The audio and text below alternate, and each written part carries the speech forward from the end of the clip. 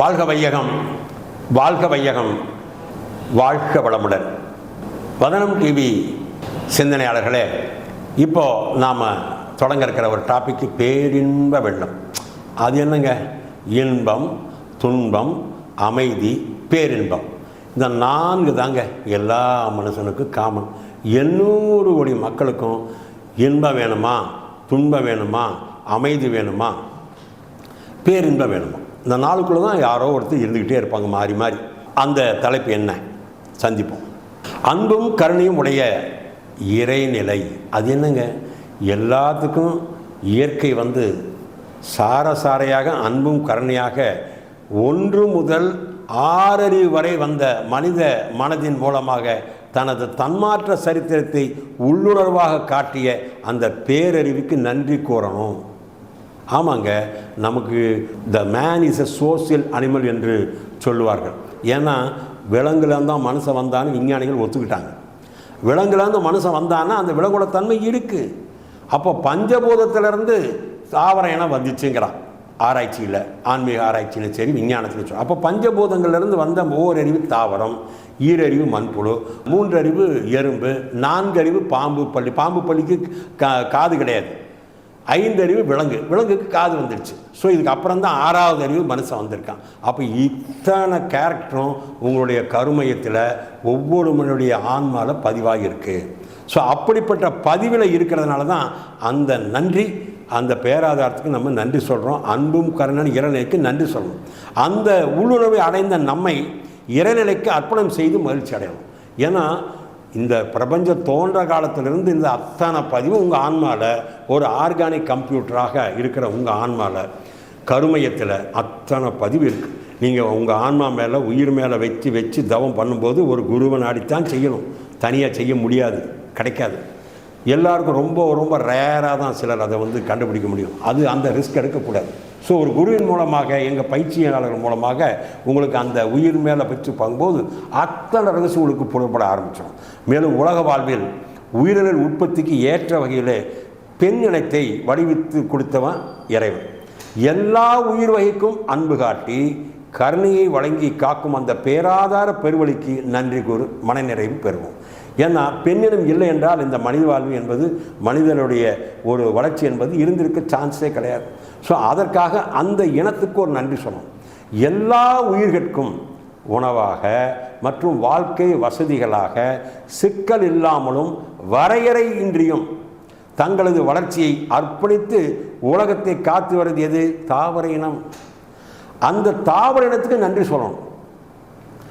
அதற்கும் மேலாக தாவர வர்க்கங்களை அன்போடும் கருணையோடும் உருவாக்கி அனைத்து உயிர்களுக்கும் உணவளித்து பேரன்புக்காக கருணைக்காக இறைவனுக்கு நன்றி. தாவரத்துக்கு வெயில் கிடைக்குது, தண்ணி கிடைக்குது, காற்றிலிருந்து எனர்ஜி கிடைக்குது. ஸோ இயற்கை எனர்ஜி, நிலம், நீர், நெருப்பு, காற்று, விண், இந்த பஞ்சபூத ஆற்றலும் அந்த தாவரத்துக்கு கிடைக்கிறதுனால இதுக்கு இறைவனுக்கு நன்றி சொல்லணும். அந்த பெரும் மகிழ்ச்சி தான் பேரின்ப வெள்ளத்தின் ஒரு தலைப்பு. ஆக ஒவ்வொரு நாளையும் இறைநிலையின் அன்பு ஊற்று பெருக்க நன்னாளாகவே கருதி கொண்டாட வேண்டும். ஆக இந்த பிரபஞ்சத்தில் இருக்கக்கூடிய நிலம், நீர், நெருப்பு, காற்று, விண் என்ற பஞ்சபூதங்களானாலும் சரி, நவக்கோள்களானாலும் சரி, சூரியன் முதற்கொண்டு அனைத்து கோள்களுமே அதனுடைய ஆற்றல் அனைத்தையுமே எல்லா மனித சமுதாயத்துக்கும் காசு வாங்கிட்டு கொடுக்கறது கிடையாது. அமௌண்ட் வாங்கிட்டு ஏடிஎம் பேமெண்ட் சொல்லி உங்களுக்கு கார்டை ஃபிக்ஸ் பண்ண வேண்டிய அவசியம் கிடையாது. கேட்காம அன்போடு கருணையோடு கொடுத்துக்கின்ற அந்த பேராதார சக்தியை நினைத்து பேரின்ப வெள்ளத்தோடு நாம் பூரிப்பு கொள்ள வேண்டும். சரி, இதில் நமக்கு என்னங்க கிடைக்குது?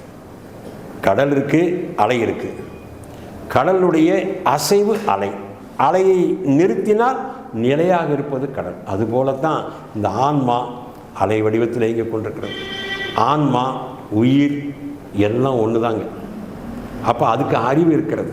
அந்த அறிவு, மனம், ஆன்மா, மனம், இந்த எல்லாமே ஒரே பொருளை தான் குடிக்குது. ஒன்றிலிருந்து ஒன்று ஒவ்வொருவருக்கும் ஒரு தன்மைக்கு தந்த பெயர் தான் வச்சுருக்கிறோம். ஸோ மன நிறைவாக வாழ வேண்டும் என்று சொன்னால் இந்த பேரன்பு வெள்ளத்தில் திளைக்க வேண்டும். ஆகையினால் இந்த தலைப்பை இதோடு பேரின்ப வெள்ளம் என்ற ஒரு தலைப்பை நிறுத்திட்டு அடுத்தது உங்களுக்கு மனநிறைவு என்ற புதிய தலைப்பை தொடங்க ஆரம்பிக்கிறான். அது என்னங்க மனநிறைவு?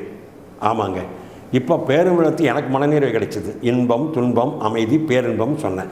அந்த பெரிய பேரின்ப வெள்ளத்தில் எனக்கு மன அமைதி கிடைச்சிருச்சு. சரி, அந்த மன நிறைவுன்னா என்னங்க? அதை பற்றி பேசுவோமா, சிந்திப்போமா, சந்திப்போம். பேரியக்க மண்டலம் என்ற ஒன்றை கணக்கிட்டு பாருங்கள். அது கணக்கிட முடியாத பருமன் உடையது. அதில் கோடிக்கணக்கான நட்சத்திரங்கள் இருக்குது, சூரியன்கள், கோள்கள், அதனதன் விரைவிலே பாதையிலே சற்றும் பெறலாமல் உழவிக்கொண்டே இருக்கின்றது. மனிதர் வாழும் இந்த பூ உலகம் மிகப்பெரியது, கணக்கிட முடியாத காலத்தை உடையது. மனித இனம் மற்ற உயிரினங்கள் எண்ணில் அடங்காது. இவையெல்லாம் இறை என்ற பூரண ஆற்றலின் அழுத்தம் என்ற விரைவாலும் ஒழுங்கு ஆற்றல் என்ற பிறளா நெறியாலும் பிசகாமல் சத்தியம் தவறாலும் இயங்கிக் கொண்டிருக்கின்றன. இந்த பேராற்றலின் கருணையினால் ஒவ்வொரு ஜீவனும் பிறக்கும் போதே அதன் வாழும் காலம் வரைக்கும் தேவையான அனைத்தும் இருப்பாகவும் இணைக்கப்பட்டும் உள்ளன. இவற்றையெல்லாம் நமது மனதை விரித்து எண்ணி பார்க்கணும். அதாங்க மனநிறைவு.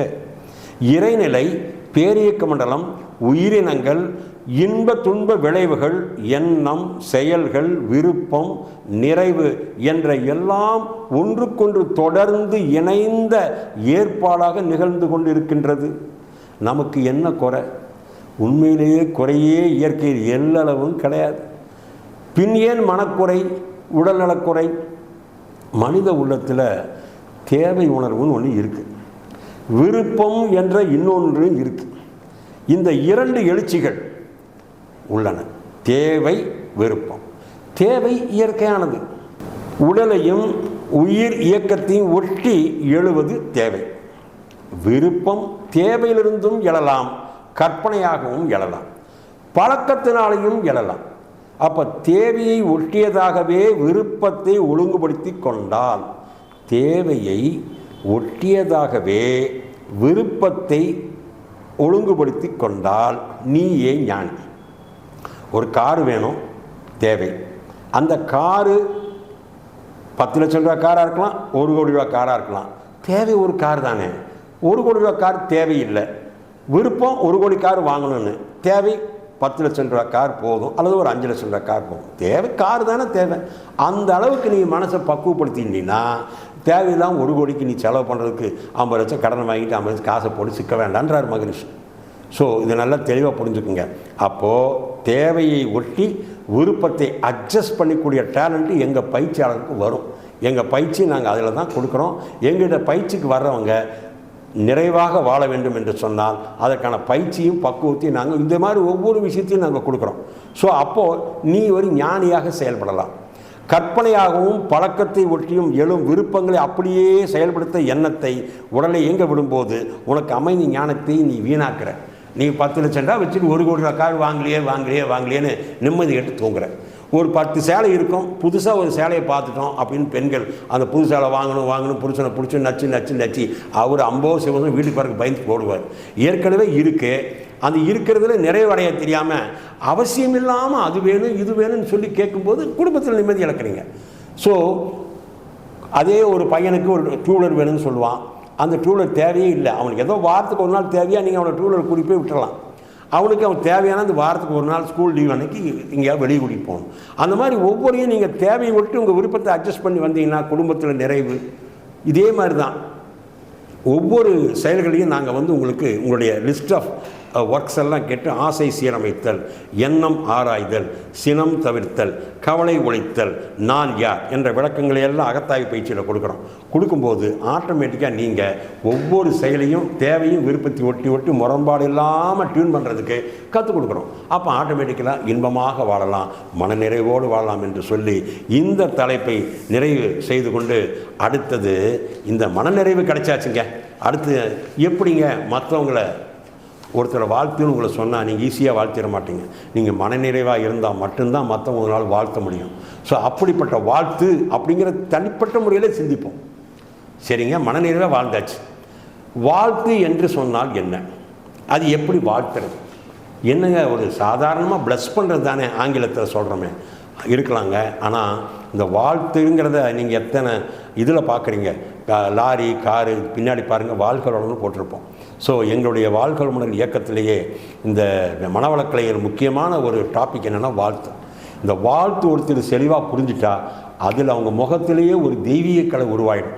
வாழ்த்து எல்லா மந்திரங்களுக்கும் மேலான ஒரு திருமந்திரம். ஸோ வாழ்த்துங்கிற தலைப்பில் சிந்தனை நம்ம எடுக்க போகிறோம். அதுக்கு முதல் வார்த்தை வாழ்த்து எல்லா மந்திரங்களுக்கும் மேலான ஒரு திருமந்திரம்னு மகரிஷி சொல்லுவார். ஸோ ஒருவரை நாம் வாழ்த்தும் போது அந்த உயிருக்கும் நம் உயிருக்கும் ஒரு உயிர் தொடர்பு, சங்கிலி தொடர்பு ஏற்பட்டு வாழ்த்து அதன் மூலம் வேலை செய்ய ஆரம்பிச்சிடும். வான்காந்த கலை நம்மளை சுற்றி இருக்குது. அப்போ நம்ம அவளை வாழ்த்தும் போது அந்த உயிருக்கும் நமக்கும் ஒரு நட்பு ஏற்பட்டுரும். ஒருவரை நாம் வாழ்த்தும் தகுதியை பெற்றுக்கிறோம். அந்த அளவுக்கு நமது பெருந்தன்மை தானே வளர்ச்சி அடைகிறது. ஈஸியாக வாயில் வாழ்த்த முடியாது. நீங்கள் பாருங்கள், சில நண்பர்களை ஒருத்தர் போய் வாழ்கன்னு சொல்லுங்க பார்க்கலாம். வாழ்கன்னு நீ சொல்லிட்ட, நான் எப்படி சொல்கிறதுன்னு என்னுடைய நண்பர் கேட்பாங்க. இது என்ன ரொம்ப காசும் இல்லை பணம் இல்லை, வாழ்த்து நான் ஏன் சொன்னேன்னு அதுக்கு ஒரு 5 நிமிஷம் ஆர்கியூ பண்ணுறாருங்க. என்னங்க மனுஷன், அந்த வாழ்த்து சொல்கிறதுக்கு கூட ஆர்கியூமெண்ட் வருது. அது சொன்னால் அவர் மனசு குளிர்ந்துடும், கேட்குற மனசும் குளிரும், அந்த ஆன்மாவுக்கு இன்மாவுக்கு ஒரு நட்பு உற்பத்தி ஆகும். ஸோ அப்படிப்பட்ட வாழ்த்து எவ்வளவு முக்கியங்கிறத இப்போ நாம் தொடர்ந்து சிந்திக்கிறோம். ஸோ இந்த வாழ்த்து பேரறிவில் பதிவாகுது. அது எங்கேங்க பேரறிவு? ஆமாங்க, எனக்கு அறிவு இருக்குது. எல்லைக்கிட்டு இயங்கும்போது என்னுடைய அறிவு. உங்கள் ஒரு பள்ளிக்கூடம் இருக்குது, பள்ளிக்கூடத்தில் ஒரு பிரின்ஸிபால் இருக்கார். அவர் பள்ளிக்கூடத்துக்கு பூரா அவருடைய அறிவு வேலை செய்யுது இல்லை எல்லா கிளாஸ் ரூமுக்கும். சரி, இன்றைக்கி சீஃப் மினிஸ்டர் இருக்கார், தமிழ்நாடு பூரா அவருடைய அறிவு வேலை செய்யுது. பிரைம் மினிஸ்டர் இந்தியா பூரா அவருடைய அறிவு வேலை செய்யுது. இதே மாதிரி 700 கோடி மக்களுடைய அறிவையும் இயக்கிறது பேரியக்க மனத்துக்குள்ள பேரறிவாக இருக்கும். அதைத்தான் பேரறிவுன்னு நாங்கள் சொல்கிறோம். ஸோ அந்த பேரறிவில் பதிவாகுது வாழ்த்து. அதன் மூலம் அடிமனதிற்கும் பரவி நாளாக நாளாக நட்புணர்ச்சி வளர உதவும். வெறுப்புணர்ச்சி தானே மறைந்துவிடும். ஒற்றுமை இல்லாமல் பிணங்கி நிற்கும் ஒரு மகனை தந்தை தினசரி வாழ்த்திக்கிட்டே இருக்காருன்னு வச்சுக்குவோம். இருவருக்கும் இடையேயும் உயிர் தொடர்பு மூலம் அவ்வாழ்த்து பரவி மகனுடைய மூளையில் பதிந்து அவனுடைய சிறுக சிறுக திருத்தி தகப்பன் விருப்படி நடக்க செய்துவிடும். நிச்சயமாங்க, என் பையன் +2 படிக்கும்போது அப்படியே ஒரு மாதிரியாக பார்த்துட்டு வீட்டுக்குள்ளே போவான். நானும் இவர் மகரிஷி சொல்லியிருக்காருன்னு சொல்லி அவனை வாழ்த்திக்கிட்டே இருந்தேன். ஒரு நாள் மடியில் படுத்தானுங்க. இந்த காலத்தில் யாராவது பசங்க +2 படிக்கணும் அப்பா மடியில் படுப்பானா? எனக்கு அது நடந்துச்சுங்க. +2 படிக்கும்போது என் பையன் உருன்னு போவான். நானும் அவன் அப்படியே ஒரு எதிரி மாதிரி பார்ப்பான். அந்த சூழ்நிலை மாறி வாழ்த்தி வாழ்த்தி அவன் அப்படியே மடியில் படுத்த காட்சியை நான் அனுபவிச்சிருக்கிறேன். ஸோ அதனால் அப்பா மக உணர்வியே இது அற்புதமாக உங்களை சக்ஸஸ்ஃபுல்லாக குழந்தைக்கும் தந்தைக்கும் ஒரு அற்புதமான உறவை எனக்கு ஏற்படுத்திச்சு, அது உங்களுக்கும் ஏற்படுத்தும். இதே மாதிரி தான் கணவன் மனைவியோட உறவு. இதுதான் அனுபவமாக பல குடும்பம் கண்ட உண்மை. கணவன் மனைவி உறவு இதே தான். கணவன் மனைவி வாழ்த்தணும், மனைவி கணவன் வாழ்த்தணும். ஒரு 25 முறை ஒவ்வொரு குடும்பம் வாழ்த்தி பாருங்கள். அந்த குடும்பமே ஒரு பல்கலைக்கழகமாக மாறிவிடும். வாழ்த்தின் மூலம் தேவையான எல்லா நன்மைகளும் கிட்டும். அதனால் தான் கடவுளை கூட வாழ்த்தும் பக்தர்களையும் பக்தி பாடல்களையும் நாம் பார்க்கிறோம். கடவுளை புகழ்ந்து புகழ்ந்து வாழ்த்தி எத்தனை பக்தி பாடல் பார்க்குறீங்க? கடவுளை வாழ்த்துவதன் மூலம் எல்லோரையும் வாழ்த்தும் நல்ல பழக்கத்தை மனிதன் ஏற்படுத்திக்கிறான். ஏன்னா கடவுளை வாழ்த்தினா தான் எல்லா மனிதர்களையும் வாழ்த்துகிற ஒரு பழக்கத்தை ஏற்படுத்திக்கிறான். இதனால் மனவளம் பெறுவது நிச்சயம். அருட்பேராற்றின் கருணையினால் நீங்கள் அனைவரும் உடல்நலம், நீலாயுள், நிறை செல்வம், உயர் புகழ், மெய்ஞானம் ஓங்கி வாழ்க வளமுடன் என்று வாழ்த்தி மனமாற நிறைவு பெறுகிறேன். வாழ்க வையகம், வாழ்க வையகம், வாழ்க வளமுடன்.